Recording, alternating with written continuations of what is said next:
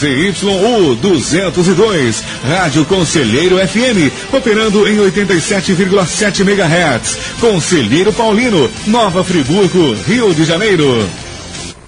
O programa a seguir é uma produção independente e de inteira responsabilidade dos seus produtores. Olá, boa tarde. Tudo bem? Sejam todos muito bem-vindos. E você está comigo, Zuri Maurer, em mais uma edição do programa Opinião Pública. E juntamente com o professor Jorge Carvalho, a raposa felpuda da política friburguense, e operação técnica de José Augusto.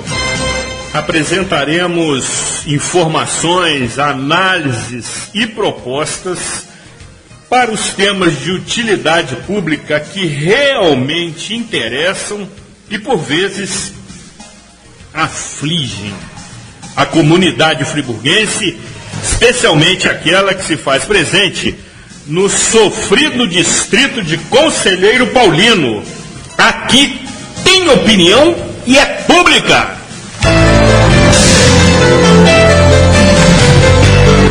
Informações, análises, propostas. Está começando o programa Opinião Pública.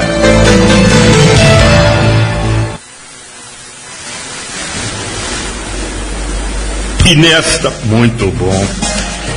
E nesta 12ª edição, destacaremos a reta final para o momento da escolha, que acontecerá em primeiro turno, num primeiro momento, no próximo domingo, em que você terá a oportunidade de participar do processo, da festa democrática, como é conhecida pelos especialistas que assim a caracterizam, de maneira que você possa promover e contribuir com as mudanças e as alterações que precisamos tanto no país, no Estado, com reflexos diretos sobre o nosso município.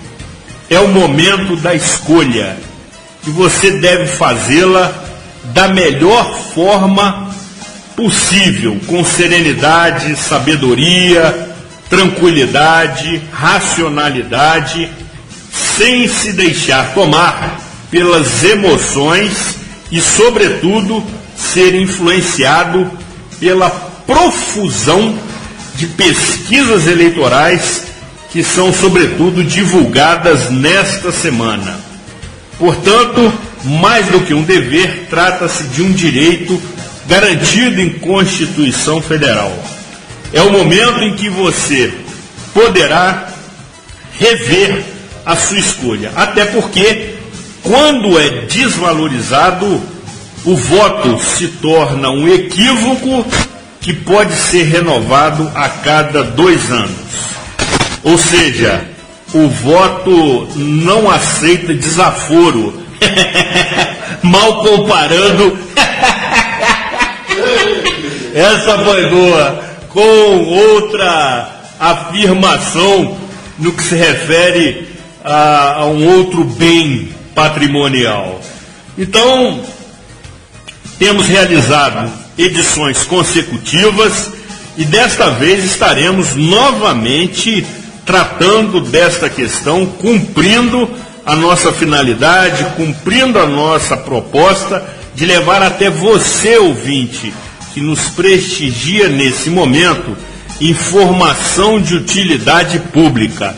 E, nesta edição especificamente, continuaremos tratando da influência das pesquisas eleitorais sobre o processo, sobre as eleições, sobre a votação, recebendo novamente um ilustre companheiro que esteve aqui recentemente e causou uma repercussão muito boa, face ao seu conhecimento sobre a matéria, o que me permitiu lhe conceder o honroso título de Mago das Estatísticas.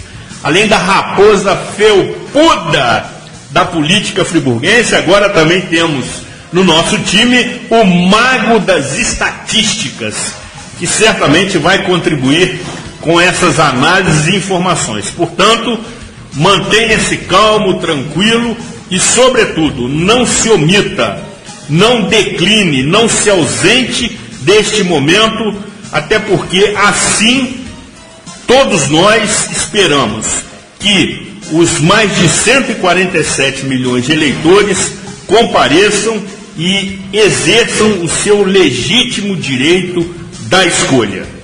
E como você está se acostumando, iniciamos esta primeira parte do programa Opinião Pública com a nossa sempre aguardada e imperdível Resenha Livre.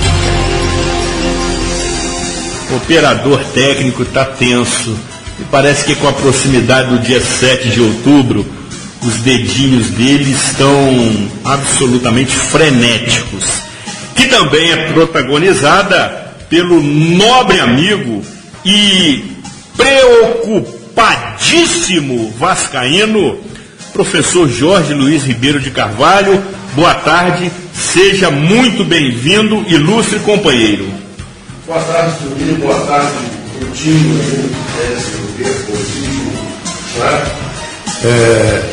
Ele está aí um pouco apreensivo. Quer que repita aqui as saudações? Por favor, professor, repita. Boa tarde, meu nobre amigo Zuri. Boa tarde, Gutinho, nervoso ali na... ele está... Dedilhando. Dedilhando é ótimo. Dedilhando a aparelhagem na técnica, nas carrapetas. Estamos aí, Zuri, para mais um programa, esse aí, às vésperas da decisão de quem vai, quem segue, quem sai, quem fica. E vamos em frente. Estamos aí para discutir e levar informações aos nossos ouvintes que estão mais preocupados do que vascaíno. E por conta disso, professor, você já aborda o primeiro item de pauta. Me parece que teremos novas eleições para o conselho diretor do Clube de Regatas Vasco da Gama. O que houve? Tudo errado lá já há muito tempo, desde que a dinastia Miranda retornou. As trapalhadas lá no Gigantes da Colina, elas são repetitivas, né? O senhor Eurico Ângelo de Oliveira Miranda, ele tem uma capacidade de destruição pior do que qualquer míssil lá da Coreia do Norte. De qualquer tsunami. Ele é terrível, onde ele chega ele destrói. Ele tem essa capacidade destrutiva muito grande. E ele conseguiu fraudar uma eleição. Fraudar. Ele é fraudador de eleição. Quem está falando é Jorge Carvalho. Se quiser me processar, processe. Até porque seria uma honra ser processado por um cidadão da espécie de Eurico Miranda. Igual aquele telegrama que você recebeu certa vez. Né? O sujeito está preso, né? Está preso, exatamente. Então aquele telegrama vai para o meu livro. Vai para a parede. Mas ele conseguiu fraudar, porque ele se acha dono do Vasco, e foi contra os associados, porque os associados escolheram o Júlio Brandt como presidente, e ele usou esse Alexandre Campelo, que também é da mesma laia dele. Laia, esse é o termo. É o termo, é da mesma laia dele, da estirpe vagabunda que toma conta do Vasco da Gama, que ainda tem a colaboração daquele tal de Roberto Monteiro, que é o presidente do Conselho Deliberativo, e tiraram o Vasco das páginas esportivas para as páginas judiciais, melhor dizendo. Enquanto no gramado a equipe vai mal, não vai cair, mas vai mal. Não vai mal, né? Nos tribunais, toda hora o Vasco é notícia nessa questão. Então, eles não brigam pelo bem do Vasco, eles brigam pelo poder. E o poder deles não é de construção, é de destruição. Então, enquanto tiver esse tipo de gente... Como já dizia um ilustre político. Né, enquanto tiver esse tipo de gente no comando da NAU, a NAU continuará à deriva, infelizmente. Professor, uma pergunta que cabe para a sua resposta. Os jogos do Clube de Regatas Vasco da Gama no Campeonato Brasileiro, via de regra, têm sido realizado às segundas. Trata-se de uma mera coincidência? Não sei, porque a CBF é tão canalha quanto o Vasco, né? Não é? A CBF é uma instituição canalha. Eu gostaria de saber, vou te perguntar, se você tivesse um recurso financeiro sobrando, você teria coragem de emprestar a CBF? De jeito nenhum. Então tá bom. Em qualquer hipótese. Segue a procissão. Nem sob tortura. Muito bem. Você viu aquele sorteio da final da Copa do Brasil? Onde a menina coloca as bolas no Globo. No Globo, né? Uhum. Só que o Globo é aberto ali. Exatamente. Ela gira as bolas todas, mas tem uma bola central que fica ali. Na realidade é um pote. Um pote. Não é? A bola central não é modificada, não é movimentada. E ela mexe as outras e tira a bola central. Afinal, é no campo do Corinthians. No estádio que o Lula deu para o Corinthians, né? Então, ali você vê a pouca vergonha que é o futebol brasileiro. No mínimo suspeito, né? Não, no mínimo não, suspeitíssimo. Porque a bola não girou. Foi a única bola que não girou de todas. Ela ficou parada no centro do pote. A menina foi lá e pegou aquela bola. Ou seja, ela sabia, ela estava amando de alguém ali para fazer aquele negócio. Afinal, é no campo do Corinthians. Não importa que o ser lá ou cá, porque o Cruzeiro vai ganhar. É Cruzeiro? Cruzeiro. Qualquer um ganharia do Corinthians ali na final. Esse amando alguém não é do verbo amar, não, né? Não, amando do sistema, CBF, Rede Globo e por aí vai. Quem manda no futebol brasileiro? Rede Globo de televisão. E CBF. Quer dizer, a CBF é empregada da Rede Globo de televisão. Exatamente. Não é? É isso. Realmente causa suspeita, não tenha dúvida disso, mas concordo com você que o Cruzeiro Esporte Clube tem muito mais time e elenco do que o Esporte Clube Corinthians Paulista. E é o Papa Copa, né? Exatamente. Tem tradição. O seu técnico, Mano Menezes, é especialista nesse tipo de torneio. Vai ganhar as duas partidas, na minha opinião. As duas partidas? Vai ganhar no Mineirão, vai ganhar lá no estádio que o Lula deu o Corinthians. A conferir. Professor, está também sobre a nossa mesa o seguinte item de pauta, que trata do seguinte.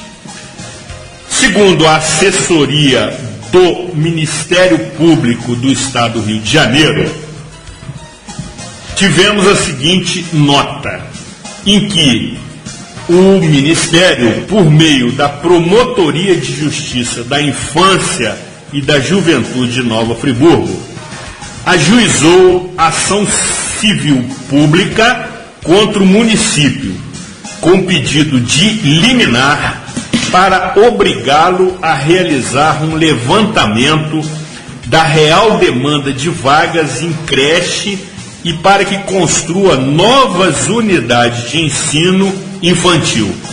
A ação foi ajuizada junto à primeira vara de família, infância e da juventude do idoso da comarca de Nova Friburgo. O documento encaminhado à Justiça descreve que, desde 2014, a Promotoria de Justiça é procurada por diversas pessoas com relato de falta de vagas. Foi contabilizado que, entre os meses de janeiro de 2016 e outubro de 2017, foram ajuizadas 160 ações individuais com o objetivo de compelir o município a disponibilizar vaga em suas creches. O levantamento apontou o interesse coletivo que deu origem a um inquérito instaurado em 2015 para apurar esta insuficiência. E, segundo o documento, a municipalidade não atendeu esta recomendação, sentenciando da seguinte maneira: por incapacidade ou ausência de vontade política, o réu, ou seja, a prefeitura municipal e seu chefe, prefeito municipal, não vem cumprindo seu mistério constitucional de garantir e efetivar às crianças friburguenses o direito fundamental à educação, não havendo qualquer outra alternativa diversa do ajuizamento da presente ação civil pública, aponta o documento. Olha só. Depois te pedem para pegar leve, né? Não, mas veja bem. Sim. Esse fato, você tem que olhar por duas vertentes. A primeira delas é a seguinte: a Constituição garante o direito, a obrigação do município, desde a pré-escola, desde a creche, cobrir todas as necessidades. Até aí é preceito constitucional. E depois você tem que ver o outro lado, que é o lado financeiro da questão. Porque você não pode criar a obrigação, a despesa, sem a devida fonte de receita. Então, onde que o município falhou? O município falhou em não responder, em não questionar, em não dialogar com as autoridades, tanto do Ministério Público quanto do Poder Judiciário, em relação a essa situação. Porque é muito fácil construir uma creche. É muito fácil você construir uma unidade de saúde. A dificuldade está na manutenção. E manter o funcionamento. Não é? O custeio é que é caro. O custeio é que foge, muitas das vezes, aos recursos orçamentários. E eu não estou fazendo a defesa do governo, e você sabe que eu não tenho esse hábito. Mas eu conversei com o secretário de Educação recentemente, e ele me mostrou um levantamento lá que chama atenção. Por exemplo, você tem creches com uma estrutura enorme para atender 26 crianças. E você não tem como transferir essas crianças de local. Então, quando se vai construir alguma coisa nesse sentido, há necessidade de ter um planejamento. Porque depois que você coloca a instituição a funcionar, ela atendendo 10 crianças ou 200, a comunidade não permite mais que você tire aquilo dali, que faça uma readequação dessas crianças em unidades para baixar esse custo e você poder fazer uma distribuição melhor em todo o município. Foram construídas, abertas e implantadas de qualquer maneira, para atender interesses eleitorais, para atender situações que eu não vou citar aqui. Tem prédios que foram comprados ao apagar das luzes para a instalação de creche, simplesmente para cumprir os 25% da educação, porque não ia conseguir cumprir. Aí, ao final do ano, você tem que correr para fechar aquele percentual, aí sai comprando terreno, imóvel e tal, aí dá nisso. De qualquer maneira. De qualquer maneira. Não é? A moda, como dizia antigamente, a moda Bangu. Com todo respeito ao clube de futebol. Bangu Atlético. Exatamente. Não é? Mas era a moda Bangu. Então, para não falar outras coisas, né? Não é verdade? Certamente. Não permitidas no horário.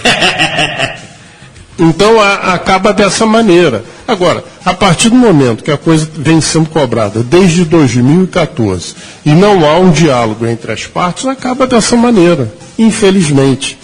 É obrigação do município, Antigamente, a mãe e o pai, para colocar o filho na creche, tinham que comprovar que trabalhavam.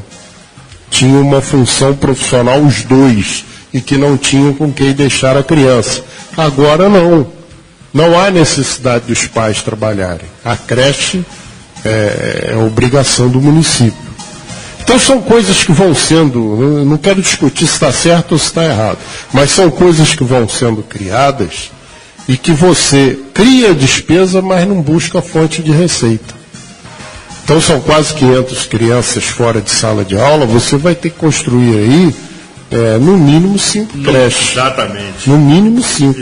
No mínimo. Agora, qual é o custo disso? O governo tem que vir a público e especificar qual é o custo de cada unidade dessa. Não pode tapar o sol com a peneira. E chegar a um acordo com os órgãos envolvidos, o Ministério. Porque é muito fácil o promotor dizer tem que fazer, porque ele é fiscal da lei, né? Tem que fazer sob pena disso. Aí o Poder Judiciário vai acata aquilo. Aí, como é que você vai fazer? Não é? Sem a devida fonte de recursos. Exatamente. Eu, quando peguei a Secretaria de Educação em 89, tinha 10 mil crianças de 7 a 14 anos que não tinham onde estudar. Eu vou fazer o quê? Eu vou sair chorando? Não, eu tenho que resolver. Um dia eu fui chamado, eu recebi um ofício do então juiz da Vara de Infância e Juventude, uma cobrança, até fui lá com o procurador, doutor Hamilton Sampaio, explicamos a situação a ele, nós vamos resolver. Agora, o quadro que nós pegamos era esse. Nós vamos chegar à solução em tanto tempo. A gente precisa, nós precisamos da compreensão do senhor. E é assim que a coisa é resolvida, não é na base da ameaça. Agora, quantas vezes foi tentado o diálogo? Aí está dizendo, desde 2014. 2014 não era o atual prefeito, era o prefeito anterior, que também tem culpa no cartório. Sem dúvida. No meu modo de ver. Sem dúvida. Segundo a mesma nota, professor, em 18 de maio deste ano, a Secretaria Municipal de Educação informou que, à época, havia sido constatada a seguinte demanda não atendida para educação infantil em creches, ou seja, 152 vagas para berçário, 406 vagas para maternal, 480 vagas para maternal 2, 375 vagas para maternal 3, o que resulta em um total de 1.413 crianças não atendidas, segundo dados oficiais. Então são 100 creches, são 10 creches. 10 creches. De acordo com a promotoria, ainda assim, os dados não são confiáveis, pois são colhidos por sistemas de pré-matrícula disponível exclusivamente pela internet. Argumenta ainda a ação que a cidade possui características provincianas e diversas áreas rurais, onde o acesso à internet desculpa, é insuficiente. Me permita fazer a leitura e aí, certamente, os seus comentários são sempre oportunos. Onde o acesso à internet é insuficiente, o que pode ser concluído que os números oficiais de demanda não atendidos nas creches municipais são muito maiores do que os apresentados. Como prova, a ação aponta que são diversas requisições de vaga realizadas como medida de proteção pelo Conselho Tutelar de Nova Friburgo e pelo Juízo da Infância, e que na maioria das vezes se percebe que a família sequer providenciou a pré-matrícula online. Aqui, sinceramente, eu tenho maior respeito pelos órgãos citados aí, mas não é assim que se trabalha. Não pode ser feito dessa maneira. Porque é o que eu estou dizendo aqui, que eu disse anteriormente. Todos têm direito. Mas quais são aqueles casos mais urgentes e mais importantes? Todos são importantes, mas aqueles mais urgentes e mais necessários. Daqueles que os pais trabalham. O pai trabalha, a mãe trabalha. Então o Estado, o município tem que viabilizar a creche para a criança. Agora, a mãe não trabalha. Vamos para esse raciocínio. A mãe não trabalha. ela pode aguardar com a criança até que surja a vaga. Sem dúvida. Então tem que ter uma seleção nisso aí. Não é de qualquer maneira, a lei não pode ser assim. A lei é engraçado que você pega determinadas decisões, aí um magistrado entende de uma forma, o outro magistrado entende de uma terceira forma, o outro você vê pelos julgamentos. Então uma questão dessa, que está esse caos aí com 1.000 crianças precisando de vagas, 1.413. tem que ter um entendimento entre as partes. Nós vamos atender a quem primeiro? Nós vamos atender inicialmente as crianças em que os pais estão em atividade profissional.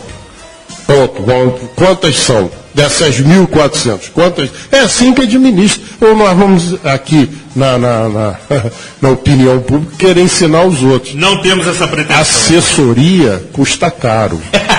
Consultoria também. Também. Não é? O resto é jogar para a plateia. Então, como é que o problema existe? Existe. Vamos resolver? Vamos. Vamos dividir por partes. Quando você tem um problema, você é engenheiro, sabe disso?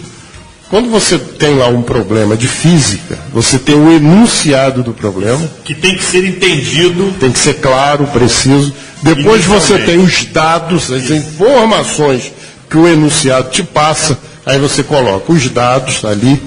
Depois você tem as fórmulas para as quais aquele problema pode ser resolvido. Então você tem o quê? Ninguém resolve o problema de qualquer maneira, resolve por partes. Então tem que ter um diálogo nisso aí. Daqui a pouco vão imputar multa diária ao município. Daqui a pouco não.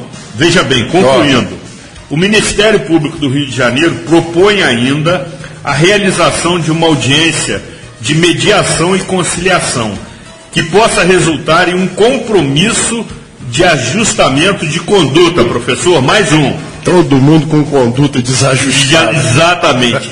Em caso de descumprimento, a ação prevê multa diária e pessoal no valor de R$5.000 e caracterização de ato de improbidade administrativa por parte dos gestores municipais. Aí, ó, que eu estava prevendo já está aí anunciado. Já está previsto, exatamente. Aí vai ficar igual aquele negócio de transporte coletivo. Pois é. Não é? Mal resolvido. Mal resolvido. Mal resolvido, exatamente. Muito bem, depois do intervalo, continuaremos abordando os itens de pauta da nossa polêmica. Resenha Livre. Aqui tem opinião e é pública. Estamos apresentando o programa Opinião Pública.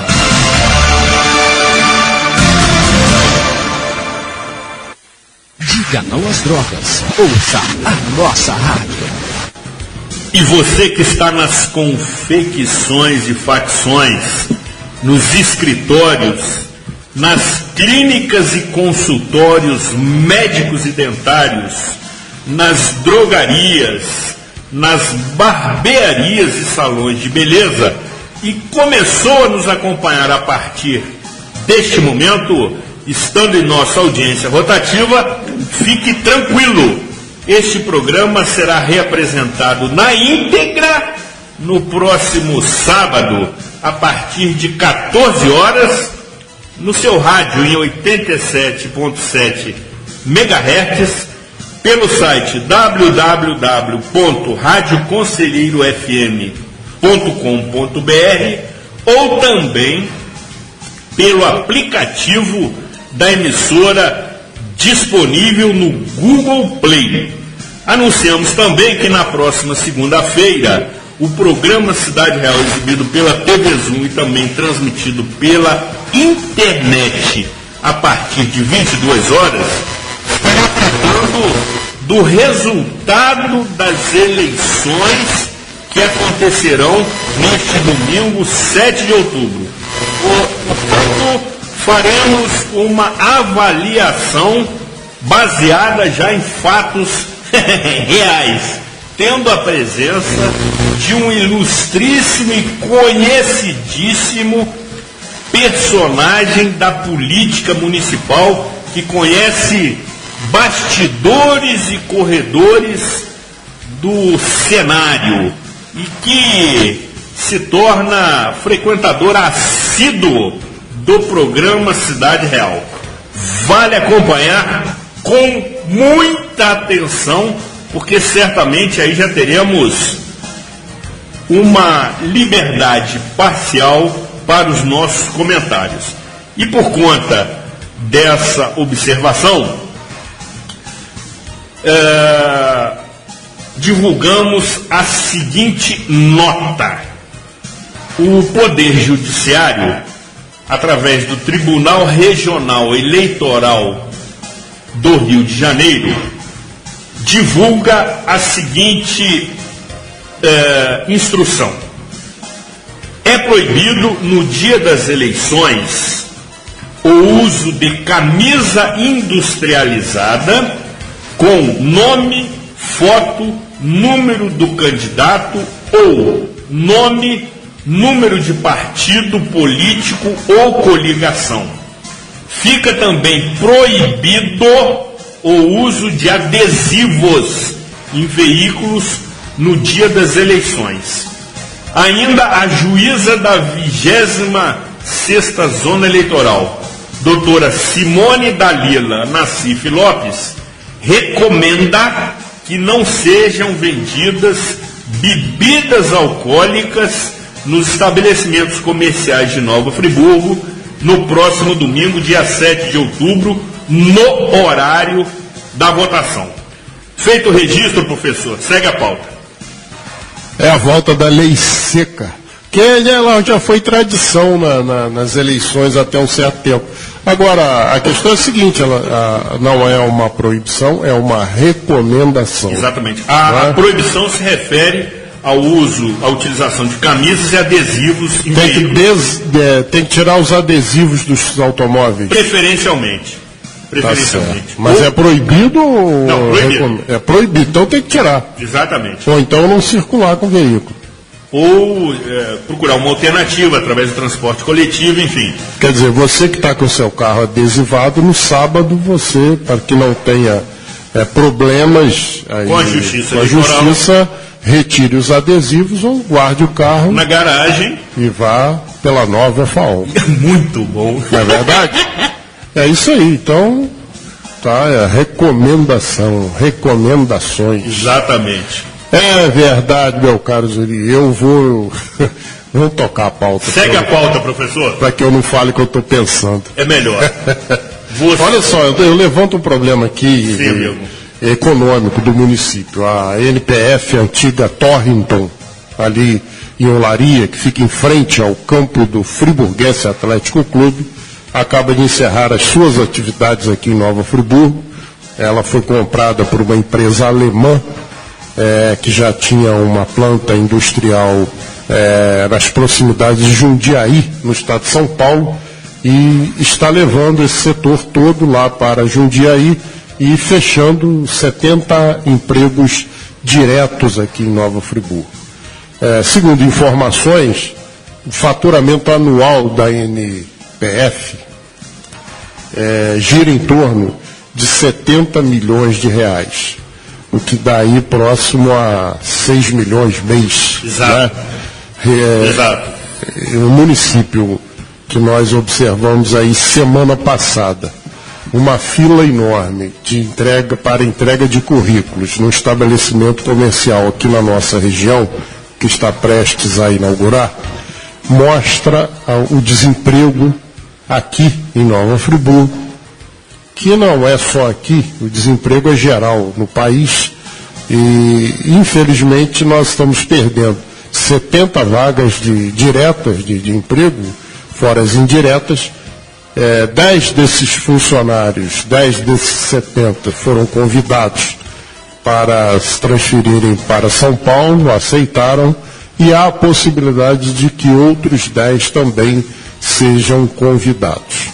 Notícia que não é boa para o município, Nos né? entristece. Nos entristece e economicamente é mais um parque, uma parte do parque industrial que se perde aqui nas terras da fazenda do Morro Queimado. Entre tantas outras... Os suíços ousaram varar. Exatamente, muito bom. Entre tantas outras empresas tradicionais que encerraram suas atividades aqui na cidade. Agora, Zuride, uma coisa muito importante nisso é a questão educacional, porque enquanto nós não levarmos a sério a educação, isso vai ser tema lá à frente da pós-eleições, nós vamos ter essas situações porque o parque industrial ele é hoje muito moderno, exigindo tecnologia e formação específica para você operar determinados equipamentos. E enquanto nós tivermos aí essa questão dessa grande, que tem hoje as pessoas falam nem, né? A juventude nem, que não estuda nem trabalha, nem estuda nem trabalha. Exatamente. Não é? Mas não vamos ter resultados coerentes desses aí não. Porque há necessidade do avanço, o avanço tecnológico exige escolaridade. O que uma máquina faz hoje, por exemplo, a maior indústria nossa hoje é a Stam, não é? A Stam Metalúrgica. O que uma máquina faz hoje na montagem de uma peça daquela, ou de cadeado ou de fechadura, há 20 anos atrás talvez precisasse de 20 funcionários. Certamente. Não é isso? Certamente. E se a empresa se a indústria não se modernizar, ela perde mercado. Ela não tem competitividade. Então uma coisa vai acumulando sobre a outra.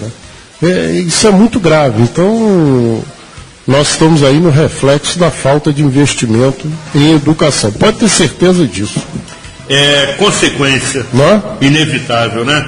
Professor, ainda neste primeiro bloco que promovemos a nossa tradicional resenha livre, temos o seguinte item de pauta para os seus comentários, que certamente serão retomados mais adiante, em que o autor do projeto da CPI da Saúde, vereador José Sebastião Rabelo, conhecido pela carinhosa alcunha de Zezinho do Caminhão, sentencia: não vai terminar em pizza.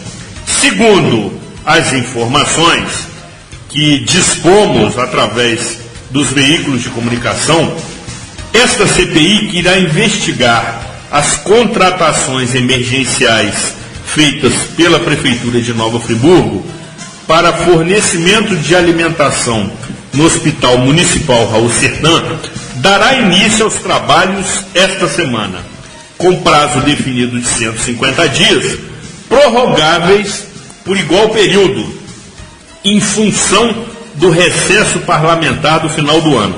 A comissão deverá seguir até abril do ano que vem. Segundo o vereador Zezinho do Caminhão, filiado ao PSOL, autor da proposta e relator da comissão, o trabalho será intensificado para que o relatório final seja concluído dentro do prazo regimental, sem a necessidade de prorrogação. Apesar da surpresa sobre a composição da CPI, em que a maioria dos componentes é da bancada governista, o parlamentar se diz confiante de que, com a divulgação dos trabalhos e a decisão de não aceitar sigilo nas investigações, o andamento da comissão será tranquilo. E conclui: fica claro que o governo quis ter maioria na CPI para não dar espaço ao outro bloco que, diga-se de passagem, teria direito a uma cadeira e com isso houvesse um possível acompanhamento por meio de informações internas, sabendo todos os passos da investigação.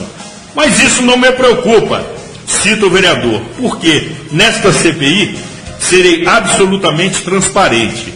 As informações serão compartilhadas com o Ministério Público Federal e a Polícia Federal. E vamos trabalhar em conjunto com a imprensa, sem sigilo, justamente para não haver nenhum tipo de manobra.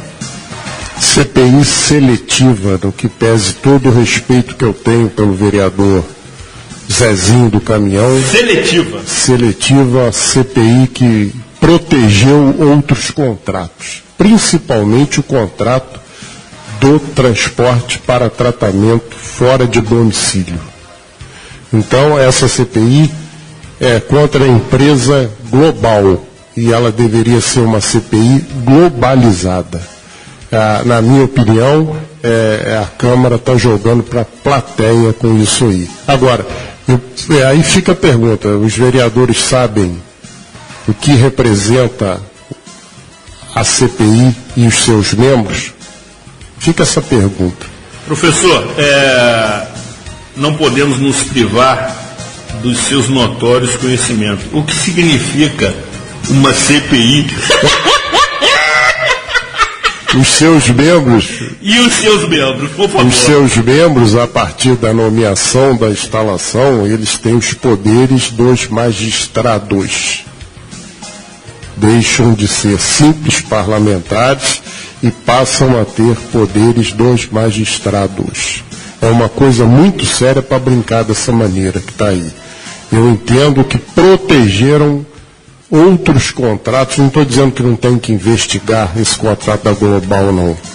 Tem que investigar até pela forma como o ex-secretário se pronunciou na tribuna. Só que ele não foi o único contrato emergencial dentro da pasta da saúde. Todos eles merecem investigação. A minha opinião, e é pública. Muito bom. E poderiam ser incluídas nessa mesma CPI? Poderiam ser incluídas na mesma CPI, porque são fatos concretos e determinados. Essa CPI é seletiva, tem maioria do governo e não vai dar em nada, na minha opinião, que é pública. Muito bom. Você então discorda do ilustre vereador que diz que essa CPI não vai... A quem respeito muito. Certamente. Mas ele diz que esta CPI não irá terminar em pizza. Os atos da CPI são votados por seus membros. Aí as decisões por maioria simples. Portanto... Já se... Reticência. Reticência é muito bom. Por esse motivo já se imagina qual vai ser o desfecho. Exatamente. Correto. Bom, este assunto está apenas no seu início. Sequer ainda tivemos a eleição do presidente da CPI, que é o primeiro passo da comissão, e com o conhecimento e a divulgação das informações, segundo o ilustre vereador, acontecerá sempre de maneira transparente, retomaremos este assunto. Depois do intervalo, nós destacaremos as nossas principais análises e informações para a reta final das eleições que acontecerão provavelmente em primeiro turno no próximo domingo.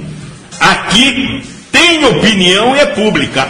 Antes de concluirmos esta primeira parte do programa, vamos relembrar fatos por vezes inusitados que ficaram registrados na história da política, segundo é dito pela sabedoria popular.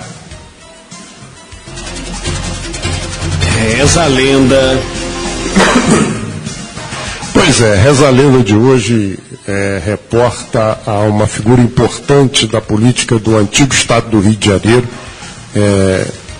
Hernani do Amaral Peixoto, que foi interventor na ditadura Vargas, depois foi eleito governador no período democrático, foi deputado federal, foi senador, presidente do velho PSD, partido que, como gosta de dizer o Zuri, partido que mais tinha raposa felpuda.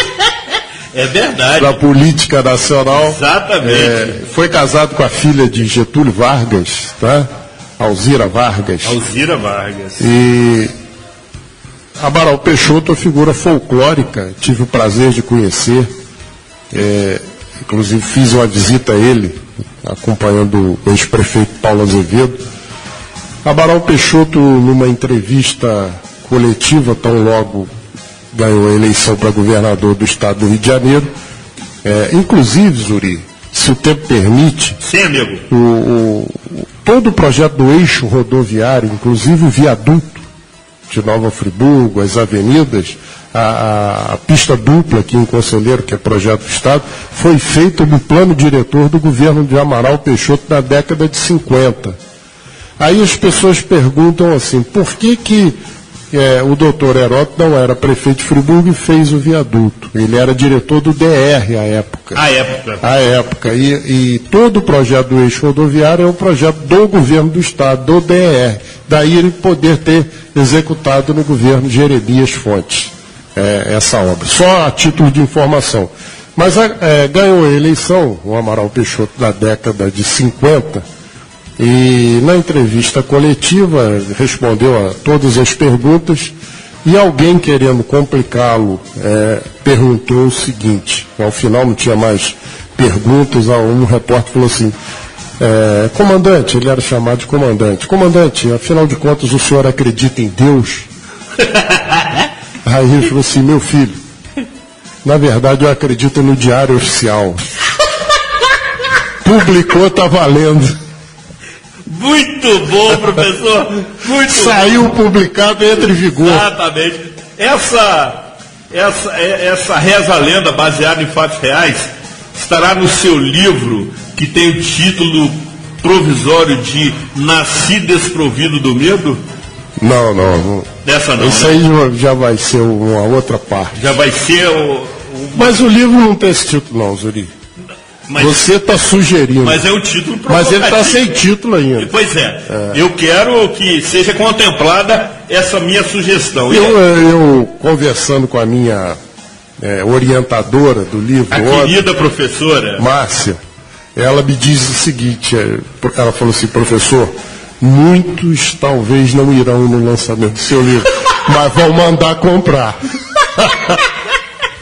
Professor, e aí por conta dessas observações, quero registrar aqui uma carinhosa mensagem do professor Hamilton José Mouta Werneck, grande companheiro, grande amigo, figura das mais ilustres, ex-secretário municipal de educação, ex-coordenador meu no Colégio Anchieta, coordenador geral. Teve isso. Escritor, conferencista, educador, enfim, uma figura exponencial no segmento, que coloca o seguinte numa troca de mensagens que realizei com ele recentemente. O apelido do avô do Jorge era Camilo Caixeiro. Amicíssimo de meu pai e avô, ambos udenistas. Verdade. O nosso amigo em comum, Jorge Carvalho, deveria ser o ouriço caixeiro espinhento do MDB.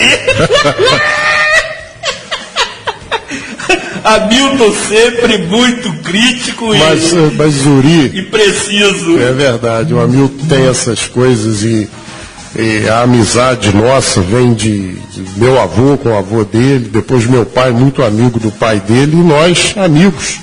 Aí esse tempo todo de Anchieta, de magistério e da vida pública. E os nossos filhos são amigos também. Então, são 4 gerações de amizade ao longo do tempo e que muito me orgulha. E realmente a família do meu avô, a família Ribeiro, lá de Duas Barras, por ter sido meu bisavô, Zuri, por ter sido meu bisavô caixeiro na construção, era um português, Manuel Ribeiro, ele era caixeiro da construção da linha férrea aqui na região. Então ele era o Manuel Caixeiro. E ficou esse apelido da família lá em Duas Barras, Murinelli, Vargem Grande, essa região aí. Agora tá certo. Tá aí esse ouriço Caixeiro. A controvérsia. Muito bem. Depois do intervalo, continuaremos tratando deste momento, agora já com a presença confirmada e garantido do nosso especialista em análises estatísticas, ao qual eu já o denominei carinhosamente de mago das estatísticas. Estamos apresentando o programa Opinião Pública.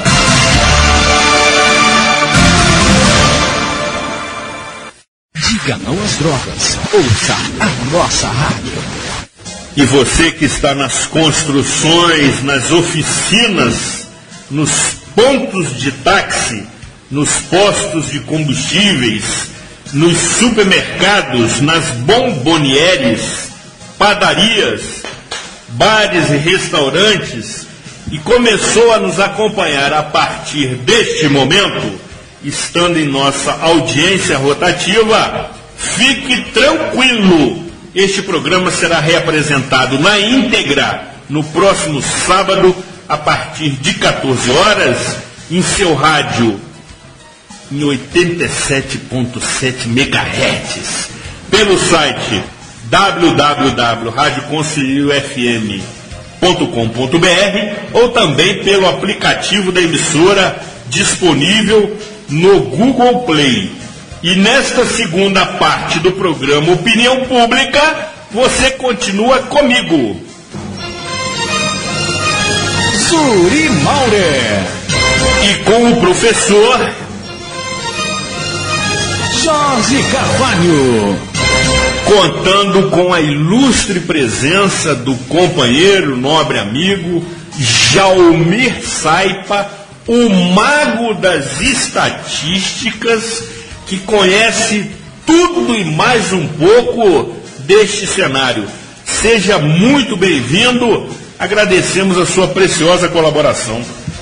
Boa tarde, Zuri, boa tarde, Jorge, boa tarde, queridos ouvintes da Rádio Conselheiro Paulino.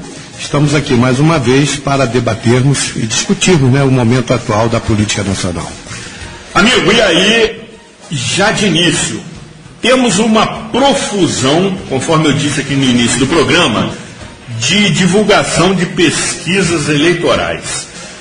Com o seu entendimento e com a sua análise profissional, qual é a sua conclusão? Quem está mais próximo da realidade? O que sua bola de cristal, que estava assim bastante ativa no programa Cidade Real, na TV Zoom, na segunda-feira, quando você esteve conosco e se saiu muitíssimo bem, lhe aponta nesse momento? Zuri, queridos amigos, como referência, está todo mundo usando dois institutos, como base Datafolha e Ibope. O Ibope divulgou na última segunda-feira e o Datafolha divulgou ontem novas pesquisas, novas rodadas de pesquisa. E elas contrariou a expectativa do PT. O PT tinha a esperança, a expectativa de que até se comentava que o Haddad poderia estar no empate técnico, até mesmo ultrapassar o candidato Bolsonaro. E o que nós vimos é que não foi isso que aconteceu, foi exatamente o contrário. O Haddad ficou estacionado nas duas pesquisas e o candidato Bolsonaro ampliou 4 pontos percentuais, que é muita coisa. Sem dúvida. Chegou à barreira, ultrapassou a barreira dos 30 pontos, chegou a 31 no Ibope, a 32 no Datafolha. Tudo isso dentro da normalidade, tudo isso dentro da margem de erro. Metodologias um pouco diferentes, onde foi ampliada a área demográfica de consulta. O Ibope trabalhou com 3.000 e alguma coisa e o Datafolha quase 4.000. A gente estava trabalhando entrevistados. As pesquisas anteriores estavam no patamar de 2.000. E ampliou também a área demográfica, o número de municípios. Essa tendência é aquilo que a gente vem confirmar, aquilo que nós falamos, não só aqui no último programa que estivemos aqui, como também na análise que nós fizemos na TV Zoom na última segunda-feira. Eu disse que as pesquisas indicavam que não havia espaço para termos um segundo turno com 2 candidatos de direita ou 2 candidatos de esquerda. Que o desenho Era um candidato de esquerda e um candidato de direita e um candidato de esquerda. E naquele momento até disse o seguinte, que poderia sair no primeiro turno como mais votado Bolsonaro, Haddad, como Haddad e Bolsonaro, porque as pesquisas, elas estavam, o que vinha acontecendo era o Bolsonaro estacionado e o Haddad numa ascendente. E esse fato não confirmou na última semana, né? Outra coisa que a gente tem que observar também, é que as redes sociais têm demonstrado que está com mais força do que a televisão. Mais força. Mais força, porque a candidatura do Bolsonaro não tem espaço na televisão. Mais poder de influência. Mais poder de influência. E o que a gente observa é isso, essa rodada de pesquisa. Agora nós hoje vamos ter mais alguns outros institutos, parece que o Instituto Paraná, até sábado nós vamos ter mais 8 pesquisas sendo divulgadas. 8 pesquisas? 8 pesquisas. O Ibope vai divulgar uma na sexta e uma no sábado. A Datafolha vai divulgar uma, desculpa, o Ibope vai divulgar uma na quinta e no sábado, e o Datafolha na sexta e no sábado. E outros institutos que estão aí fazendo pesquisa. A expectativa é essa. Eu volto a afirmar que se um fato muito relevante, e quero abrir aspas, chamar a atenção que estão tentando de todas as maneiras criar esse fato relevante, uma coisa nova que possa vir a destruir a normalidade, uma bomba, soltar uma bomba aí e que possa mexer com todo esse quadro. Se não acontecer isso, está definido. Segundo turno, Bolsonaro, Haddad. Bolsonaro mais votado no primeiro turno e Haddad vai para o segundo turno.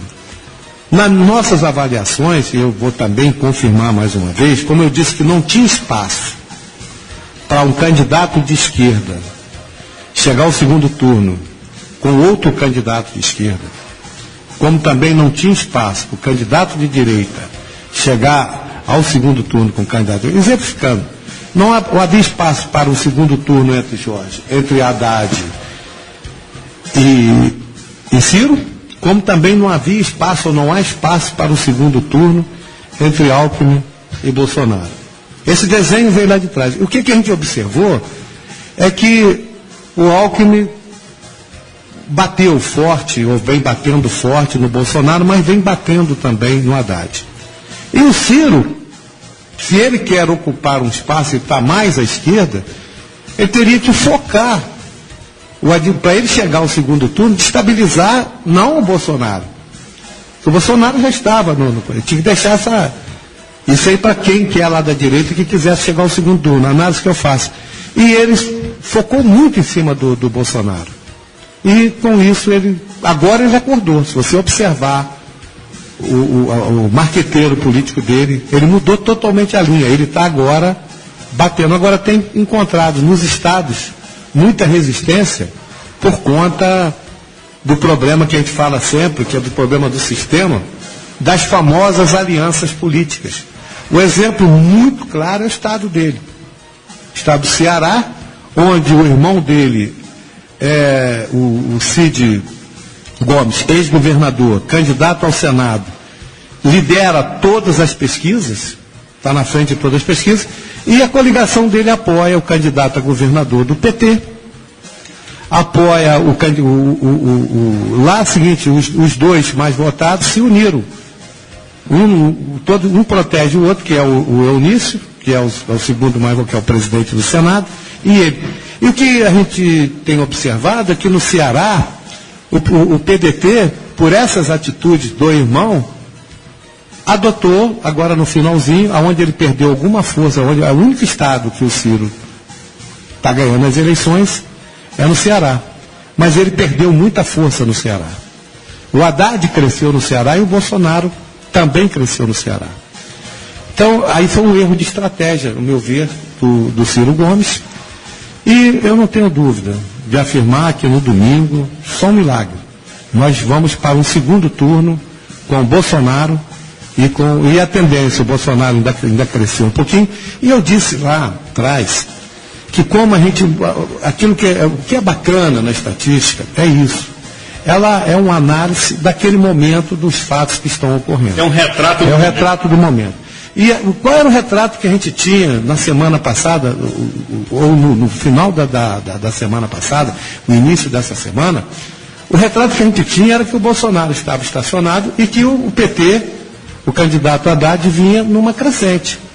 Esse fato estacionou, ficou ali parado. E o Bolsonaro, eu já dizia o seguinte, em que o Haddad tinha ainda gordura, porque o Lula, em todas as pesquisas, com todos os problemas do ex-presidente, ele batia um patamar de 37 pontos percentuais.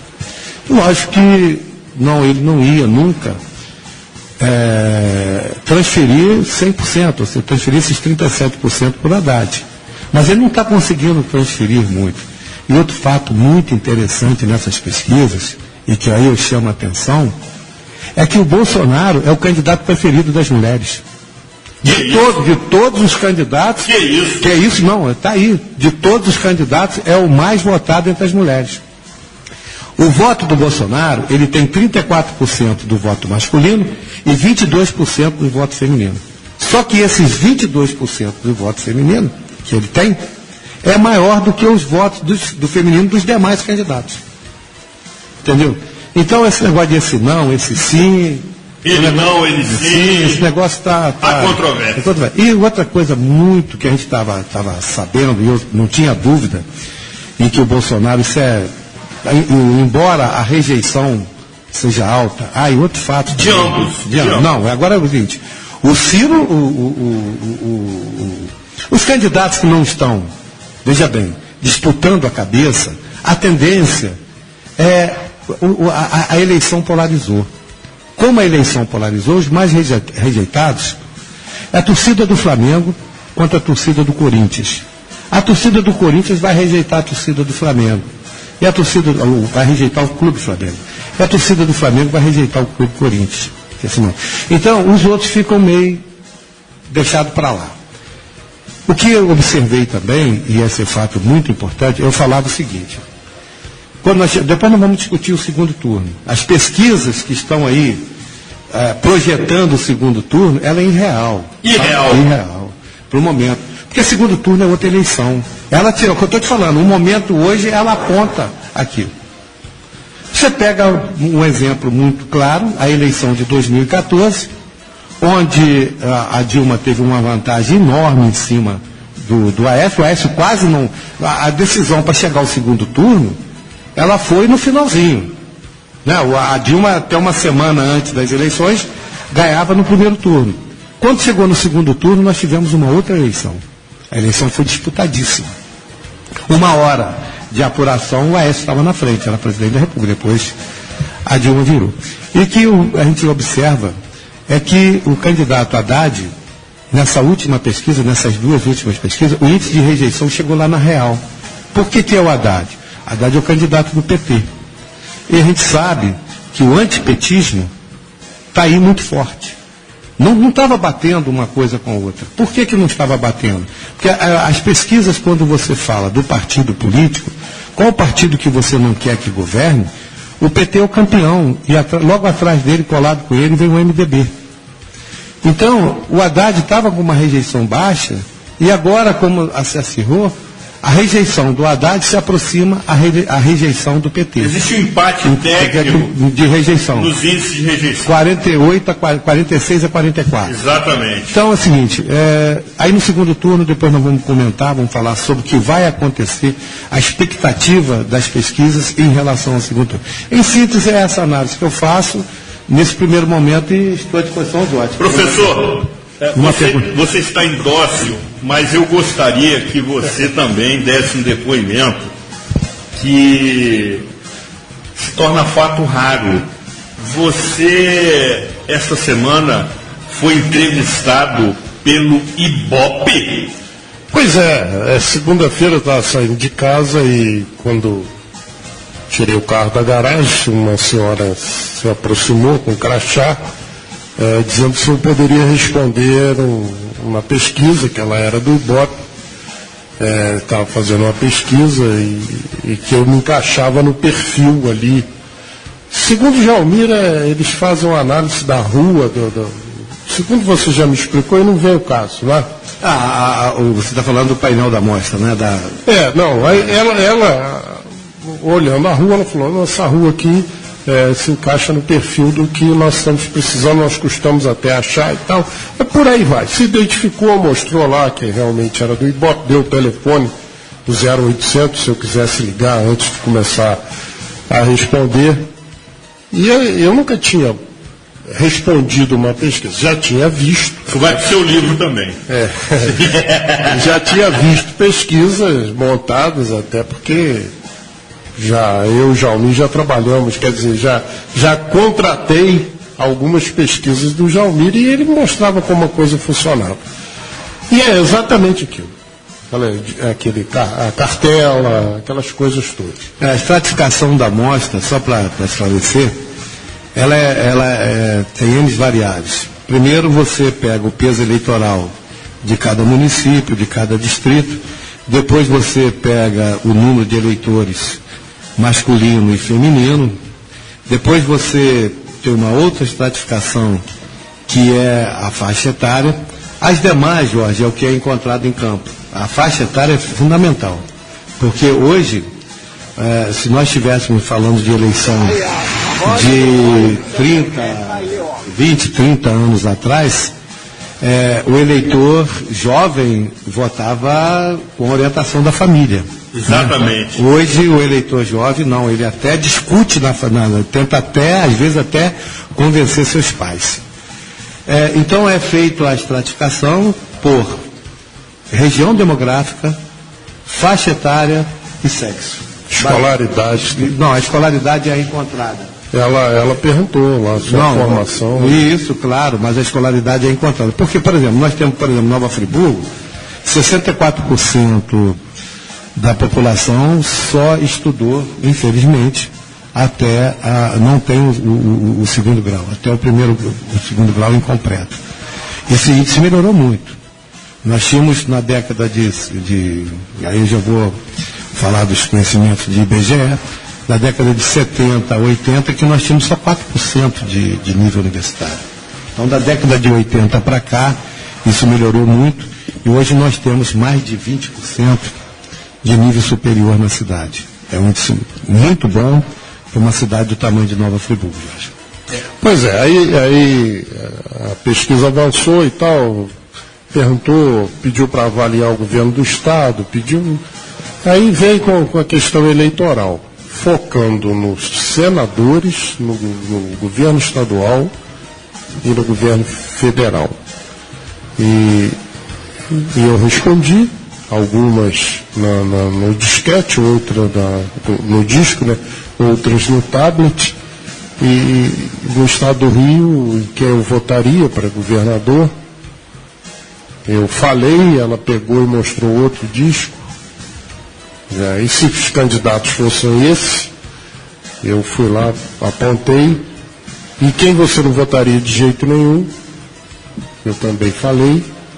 Teve a opção de dizer mais um, né? Mais de um. Correto. E para presidente da República, eu falei meu voto, já falei aqui, eu vou votar no Henrique Meirelles. Já falei aqui no programa. Já, inclusive na TV também.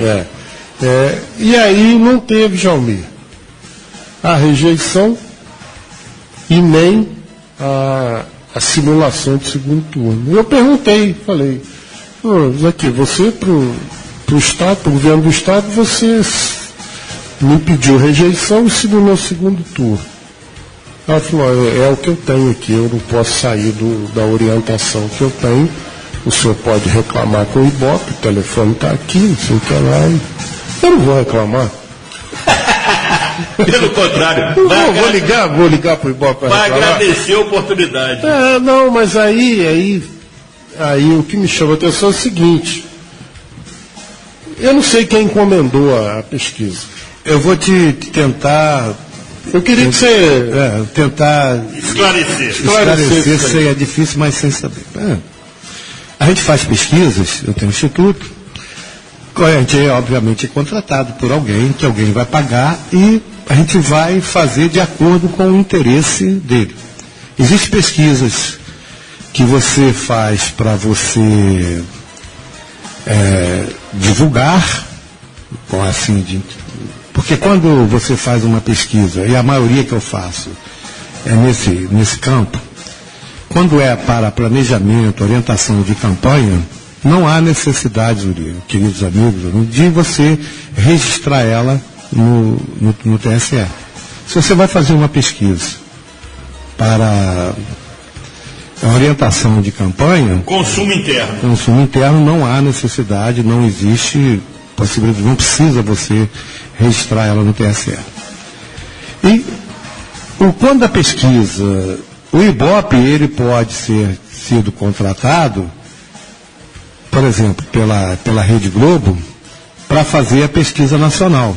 Mas pode alguém regionalmente vir e contratar o IBOP para fazer uma pesquisa de uma orientação de campanha. Mas ele não fecha a exclusividade?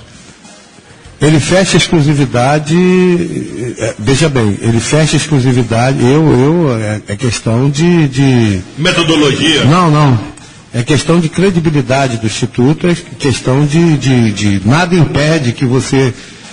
É questão ética. Eu sou muito ético, eu não sirvo a dois senhores. Estou numa linha, eu só vou servir aqui, porque fere totalmente a ética. Sabe por que eu estou falando isso? Porque você sabe que a época do Paulo Azevedo nós trabalhamos muito com pesquisa. Sim. E era o IBOP que fazia. Uhum. E o IBOP era exclusivo da Aliança Democrática Municipalista. Não fazia pesquisa para outro. Mas com certeza. Eu também não faço. Se eu estou o que eu quero dizer para você é o seguinte: ela fez uma pesquisa nacional para a Rede Globo. Aí vamos admitir que a FAO tem interesse em avaliar o transporte na cidade. E contrata a pesquisa, aproveita o momento e pede para inserir. Se não for uma pesquisa para ser divulgada, se for uma pesquisa para atender os interesses da empresa, provavelmente eles possam fazer. Agora, a IBOP é uma coisa muito grande. Fica difícil a gente analisar quando a gente não sabe quem contratou, qual foi o motivo da contratação. Porque quando você faz uma pesquisa registrada, você tem que colocar lá na metodologia quem está pagando, o CNPJ de quem está pagando, quantas entrevistas você vai fazer. Ela fica, não é a pesquisa que fica pública. O que fica público, que fica registrado, ela registrou a pesquisa. Não está registrando a pesquisa. Está registrando a metodologia da pesquisa. A pesquisa de quem pagou. Se amanhã houver uma controvérsia, alguém ingressar na justiça, e o juiz vai com certeza, mas ele vai ter que, o advogado dele requerer para olhar para ele. Mas o que se registra é a metodologia da pesquisa. Qualquer cidadão aí pode entrar no site do TSE e que vai ver lá as metodologias das pesquisas que estão registradas. Não vão ver nenhuma pesquisa. A divulgação da pesquisa é de quem contratou, de quem pagou. Isso é direito, isso é de lei. Não, ela não fica ali, Jorge, à disposição, qualquer cidadão ir lá, eu vou entrar lá no TSE e vou ver a pesquisa do IBOP. Não vai ver. Ele vai ver lá a metodologia da pesquisa. E assim, porque todas as pesquisas que o IBOP está divulgando, todas elas traz o segundo turno. Não tem como não trazer o segundo turno. Todas elas trazem o segundo turno. E pode ter sido uma falha humana da pesquisadora, que não é o normal, que não é o coisa. Entendeu, João? Todas elas, as que eu tenho feito, a gente tem simulado o segundo. Agora, ninguém vai simular um segundo turno entre Álvaro Dias e Amoedo. Ou entre Boulos e Amoedo. Não vai simular o segundo. Dúvida. Não? Sem dúvida. Então, talvez tenha sido porque eu escolhi votar no Meirelles. Talvez, pode ser. Talvez essa seja. Encerraram a pesquisa. Encerraram a pesquisa ali, Mas você é um dos 2%, Jorge. 2%. Muito bom. 2% em Brasília. Mas, aqui, aproveitar a presença do Bruno. Registra a presença do seu filho aqui, por favor. Porque ele que nos disse lá em casa aquele dia, Zuri. Sim. Que eleição não é corrida de cavalo. Exato. Não foi? Com todo respeito aos animais. Tá certo. Agora, Jalmir, ainda nos privilegiando do Data Saipa. Posso fazer um comercial, não? Deve, amigo. Personnel, Agência de Pesquisas e Serviços Técnicos. Contato. Jalmir Saipa, 22 988 02 40 25. Repita, nome da empresa e Personnel, Agência de Serviços, Pesquisas. Personnel, Agência de Pesquisas e Serviços Técnicos Limitada. 22, nosso DDD, né? 988 02 40 25. Mas o Data Saipa, que é um banco de dados que eu acabei de criar nesse momento, por analogia entre os outros datas que existem nesse momento, avalia de que maneira o cenário para o governo do Estado do Rio de Janeiro. Eu até tentei hoje, porque vai ser divulgado hoje o resultado para nível a última que nós temos, a de semana passada ainda, né? O Ibope ainda não liberou a de segunda-feira, pelo menos eu procurei lá no site, não achei ainda. A última que a gente tem, tanto para governo do Estado como para senador, no governo do Estado um pouquinho mais com folga, mas a gente está vendo uma coisa que pode acontecer. Essa pesquisa que vai sair hoje, ela vai ser fundamental para determinar isso. Havia um cenário hoje tem um fato novo, né? Ontem, havia um cenário entre 3 candidatos disputando a preferência do eleitor, o ex-prefeito do Rio de Janeiro, Eduardo Paes, que vinha com 16%, o Garotinho com 15% e Romário com 14%. Todos eles empate técnico dentro da margem de erro. Com a saída, com a impugnação do Garotinho, a pesquisa ainda não pegou isso, com a saída do Garotinho, e que ele ainda estava tentando uma liminar no Supremo Tribunal Federal, que ontem foi negada a ele definitivamente, ele hoje já não é mais candidato, não tem mais para onde recorrer, observou-se um avanço do candidato Índio da Costa. Migração dos votos. E ontem, quem viu o debate da televisão, viu que ele vai tentar colar a imagem dele na candidatura do Bolsonaro. Ele ontem defendeu o Bolsonaro. Exatamente. É uma estratégia de campanha. E ele, na semana retrasada para a semana passada, em 15 dias, nós não temos os dados dessa semana ainda, mas ele pulou de 7,2 para 11,9. E o Romário com 14. Como a margem de erro é de 2 pontos percentuais, está no limite do erro. Então não é surpresa se o Índio é tudo que o Paes não quer. A coligação do Paes, não sei se o Jorge concorda, o desejo é frágil demais a coligação dele, tem muito telhado de vidro. Não, mas não é, e outra coisa, mas ele vai preferir o Romário, porque o Índio da Costa é um cara preparado. Foi candidato a vice-presidente da República. E tem um apelo muito maior do que o Romário nas comunidades no Rio de Janeiro. Então, Zuri, o Índio ontem mostrou que é apito. Exatamente. Então, assim... Cantor de cacique. Então nós temos aí um cenário em que a gente pode ter 3 candidatos disputando, com certeza, o segundo turno. Com certeza. Absoluta, isso aí é 100%. Segundo turno. E, para senador, Zuri, nós temos também o mesmo quadro. 3 candidatos disputando. Também queria fazer uma análise, que o juiz Wilson, também deu uma subida razoável. Wilson Witzel. Saiu de 3 para 7. Mas não sei se vai ter fôlego para... Hoje eu vi nas redes sociais muita gente declarando voto a ele, pelo menos nos seguidores que eu tenho, muita gente. Porque eu fiz uma postagem durante o debate, que o debate estava causando cãibra na vista e calo nos ouvidos. Isso é muito bom, é verdade, sem dúvida. Horroroso, coisa de... E aí as pessoas de fofoca de TV. Um negócio desagradável. E aí, mais engraçado que tinha ali era o professor. E ele falou que não tem rabo, porque eu sou o rabo, o professor Tarcísio Mota. E o que a gente, no Senado, tem uma coisa interessante aí, para comentar, Jorge. O candidato Lindenberg, o PT do Estado do Rio de Janeiro, abandonou totalmente a sua candidata a governador. Márcia Tiburi. Mas ela se abandona sozinha. Também, ela é ruim. Desastrosa. Ela, muito ruim. Embora seja uma pessoa culta, mas o que ela defende não tem como. Não tem, eu diria, lógica de raciocínio. Muito complicado.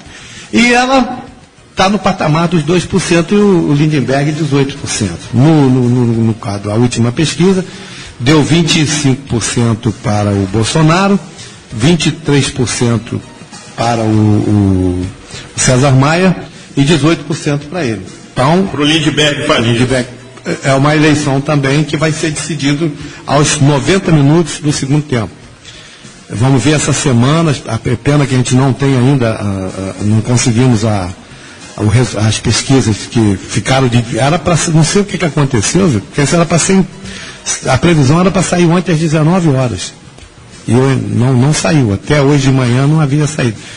Confesso que eu vi bem cedo, tive um dia bem atribulado, não consegui consultar. Eu pedi ao Jorge pudesse entrar aí, perguntar ao doutor Google aí se o Ibope já liberou a pesquisa para... Tio Google. Exatamente. Não, eu tenho uma notícia do Informe JB. O Jornal do Brasil não chega aqui na forma impressa, mas a gente acompanha aqui na internet, e o Informe JB diz que tem uma bomba na sucessão estadual em relação a um cheque de uma família famosa aí, que aí eu não consegui detectar o negócio, mas segundo Jean Teófilo, parece que é o redator do Informe JB, ele diz que tem um negócio que vai interferir aí, segundo ele fala, as penumbras do mundo político estão trazendo essa informação.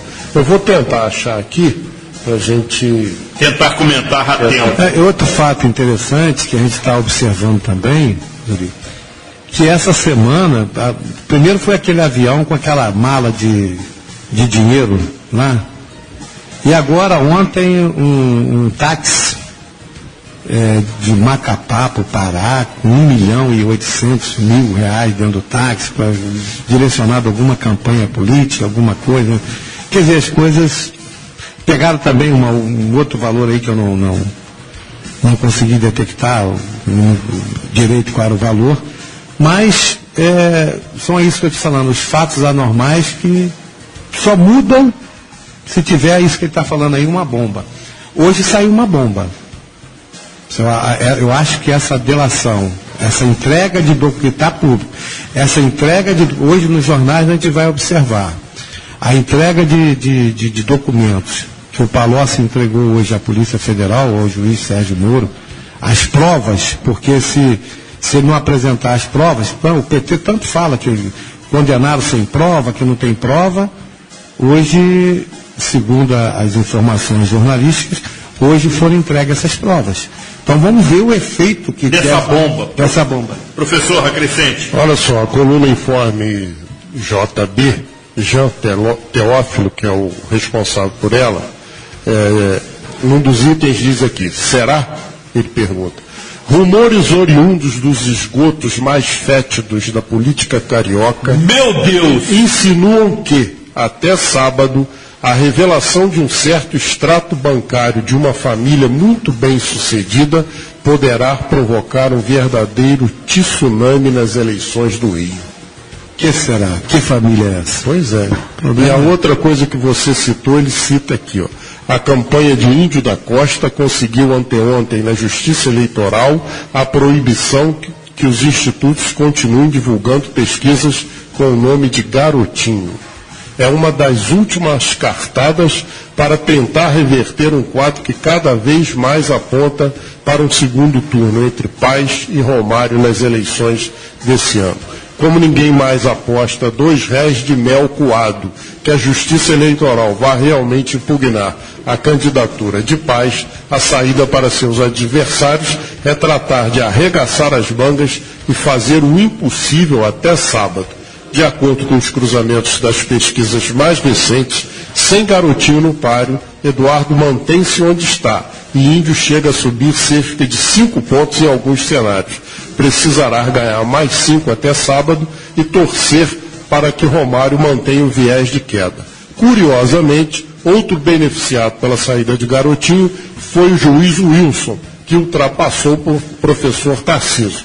Enquanto isso, o PT, coitado, vê que nem com reza forte Lula consegue transferir votos para sua candidata, que, pela margem de erro, periga sair desta eleição devendo votos. É verdade. Inacreditável futebol clube. Veio confirmar aquilo que a gente está falando, e que o Índio teve, as pesquisas estão mostrando isso, estou muito curioso, Zuri, para ver o resultado do Ibope de hoje, para mostrar se o Índio cresceu, porque tem que até sábado, está falando de que não tem, essa pesquisa ainda não está ali computada, foi a pesquisa que ela foi realizada no domingo, no sábado e no domingo, ainda não está para o governo do Estado.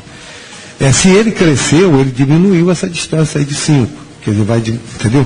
Uma distância de 5 não quer dizer o seguinte, agora estatisticamente, eu tenho 5 pontos na frente.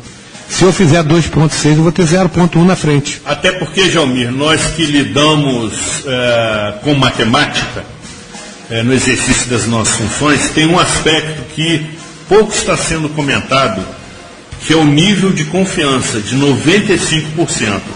Eu entendo que, se um determinado candidato tem 40% das intenções de votos, nós temos que contemplar a possibilidade de haver também uma margem de erro e de desconfiança de 5%. Com certeza. Correto? Perfeita a sua análise, concordo. E o que a gente observa também é que nesses 95%, o que chama muita atenção, Jorge, é a fidelidade do eleitor do Bolsonaro. Exatamente. É o candidato que ele não está nem aí porque estão falando, ele sim, ele não estão nem aí. E 87% disse que não mudará o voto de jeito nenhum. Você observa o seguinte, a direita sempre foi radical no Brasil. Ela estava desfeita, mas as lambanças que a esquerda fez ressuscitou a organização da direita. Pode ver isso. Foi assim no suicídio de Vargas, foi assim no golpe de 64. A direita, quando bate aquele vento no arrozal, que tomba o arrozal, não volta mais. Não é?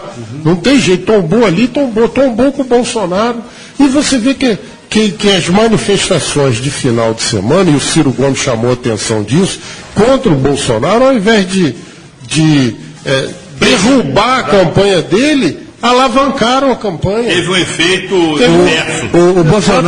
O Bolsonaro começou a crescer, se você observar, depois que ele deu aquela entrevista na Band News, na Globo News, em que o Ciro Gomes imediatamente deu uma declaração dizendo que a Globo News elevou a campanha, o Bolsonaro saiu de lá como rei.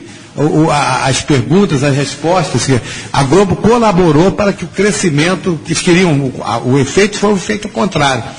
A entrevista dele, e muita gente comenta também, e aí eu acho que não, mas que o que fez com que essa convulsão toda é que a facada, a tentativa de assassinato do Bolsonaro, veio colaborar, veio ajudar. Mas eu não digo que não, sabe por quê, Júlio? Antes disso acontecer, aonde o Bolsonaro ia, era um negócio de maluco. Sem dúvida, sem dúvida.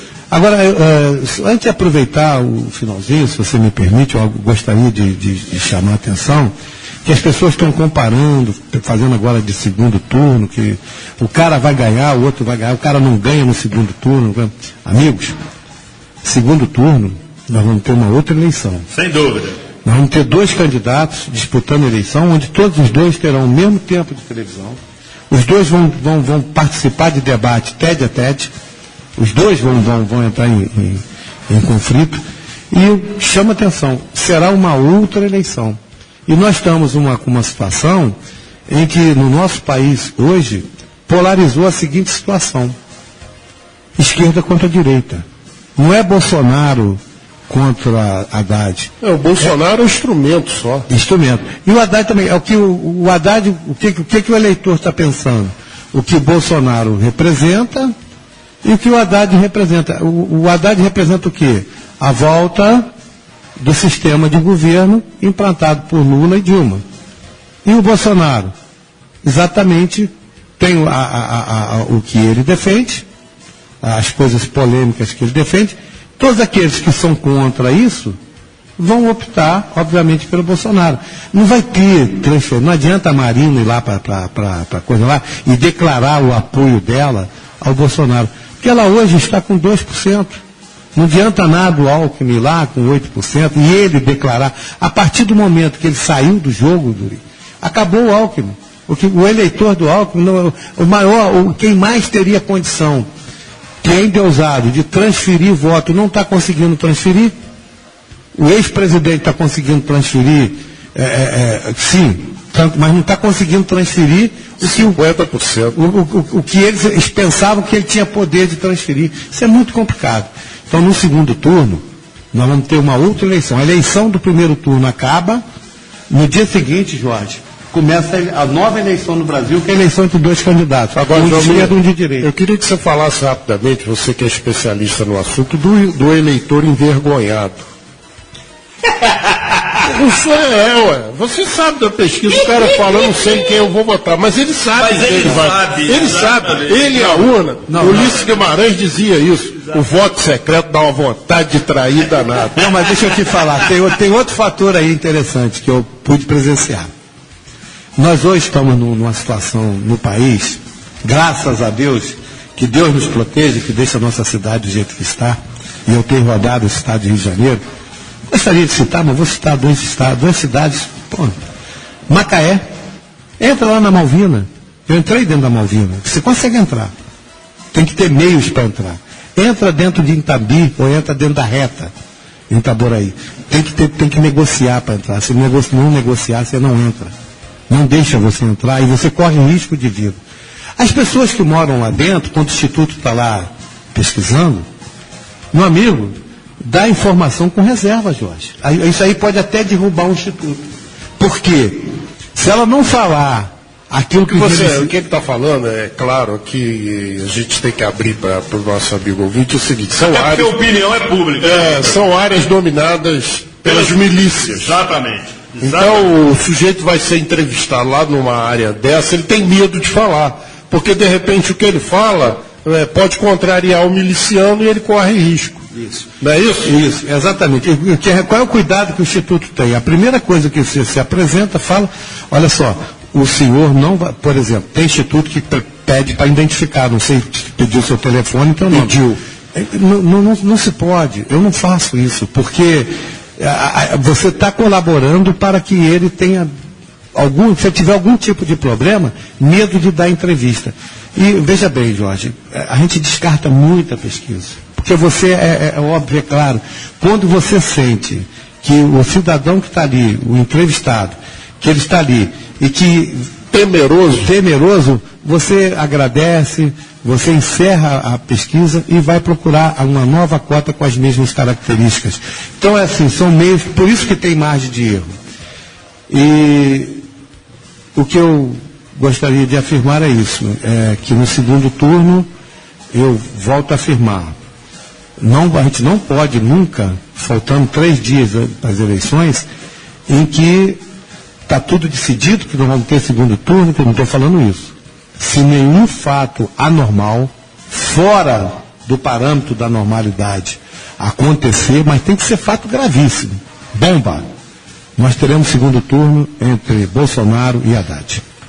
E você que está nas agências bancárias, nas repartições públicas, nas igrejas e templos religiosos, nas creches, nas escolas, portarias dos prédios, em sua casa ou mesmo no trânsito, e começou a nos acompanhar a partir deste momento, estando em nossa audiência rotativa, fique tranquilo, este programa será reapresentado na íntegra no próximo sábado, a partir de 14 horas, no seu rádio em 87.7 MHz, pelo site www.radioconselheirofm.com.br ou também pelo aplicativo da emissora, disponível no Google Play. Anunciamos também que na próxima segunda-feira, o programa Cidade Real, exibido pela TV Zoom e também transmitido pela internet a partir de 22 horas, estará repercutindo o resultado das eleições neste primeiro turno, ou seja, iremos traçar as nossas análises e reflexões baseada em fatos reais, contando com um ilustríssimo e competente convidado, uma verdadeira raposa, e já fica a dica, que certamente irá agregar bastante conteúdo à nossa análise. Vale acompanhar com muita atenção. Também reiteramos a solicitação da Justiça Eleitoral para que divulguemos as seguintes informações. É proibido no dia das eleições o uso de camisa industrializada com nome, foto, número de candidato ou nome, número de partido político ou coligação. Fica também proibido o uso de adesivos em veículos no dia das eleições. A juíza da 26ª Zona Eleitoral, doutora Simone Dalila Nassif Lopes, recomenda que não sejam vendidas bebidas alcoólicas nos estabelecimentos comerciais de Nova Friburgo no próximo dia 7 de outubro, especificamente no horário da votação. Encerramos aqui a nossa jornada, prometendo retornar na próxima quarta-feira, sempre às 13 horas, agradecendo o profissionalismo de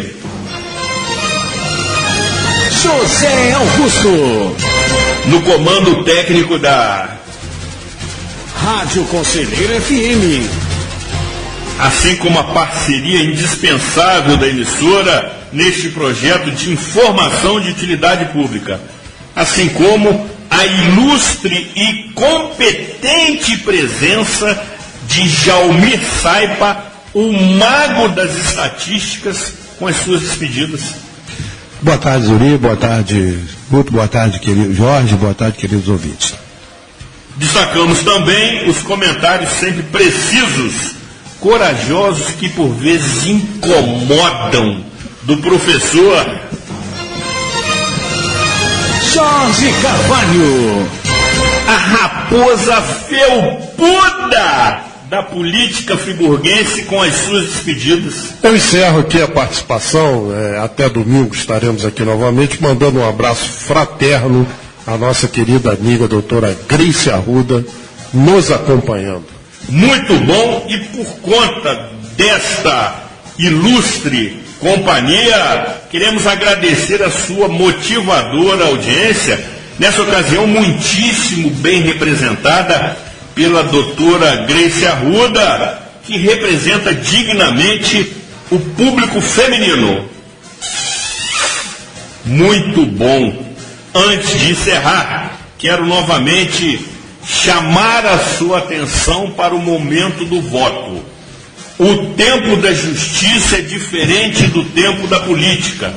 O eleitor não precisa de uma sentença judicial para excluir as suas opções de candidatos sujos ou mal lavados. Mas a democracia é um regime em que as pessoas têm ampla liberdade para exercitar a sua capacidade de cometer falhas por conta própria.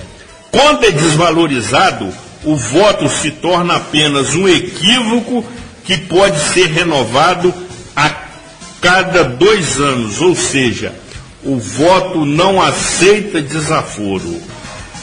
Aqui sempre teremos opinião e será pública. Que Deus proteja o sofrido distrito de Conselheiro Paulino. Boa semana, Nova Friburgo. Programa Opinião Pública. Apresentação de Zuri Maurer com análises de Jorge Carvalho. Produção e realização da Rádio Conselheiro FM. Agradecemos a sua audiência e até a próxima edição.